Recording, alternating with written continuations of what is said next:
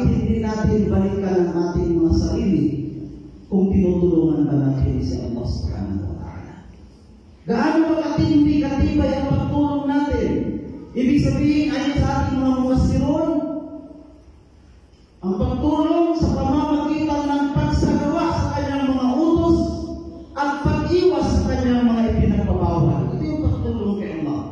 Dahil hindi kailangan ni Allah subhanahu wa ta'ala ang pagtutustos mula sa atin. Ngunit ang kailangan niya ay isagawa natin yung kanyang utos at iwasan natin ang kanyang mga ipinagbabawal. Ganun yung pagtulong natin kay Allah. Ngayon, kung naisagawa natin yun, imposibleng hindi tayo susuklian. Imposibleng hindi tayo bibigyan, tutulungan ni Allah subhanahu wa ta'ala. Iyansurkumullahu fala ghaliba lakum. Kahit sino pang gustong magpabagsak sa inyo, si Allah ang inyong katulong. Hasbunallahu wa ni'mal wakil. Sapat na si Allah sa atin. Siya ang pinakamainang na sandigan.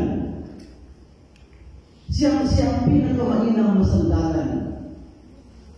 Kaya mga kapatid sa Islam, mga alipin ni Allah subhanahu wa ta'ala, kailangan tayong mga Muslim sa Davao del Sur, palagiin natin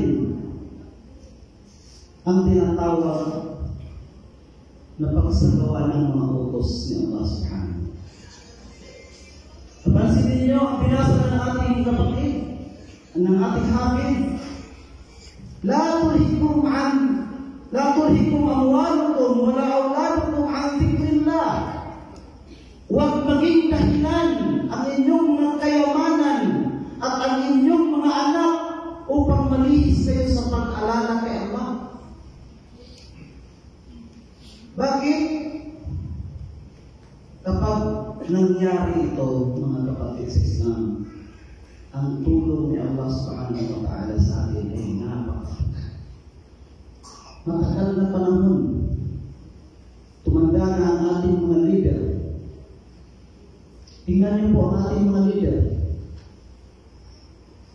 Matagal. Subhanallah. Pero nasaan ang tulong ni Allah subhanahu wa ta'ala? Nasaan ang tulong ni Allah? Dapat tayong bumalik sa ating mga sarili. Tulungan natin si Allah at tiyak tutulungan tayo ng Allah subhanahu wa ta'ala. Maraming salamat. Assalamualaikum warahmatullahi wabarakatuh.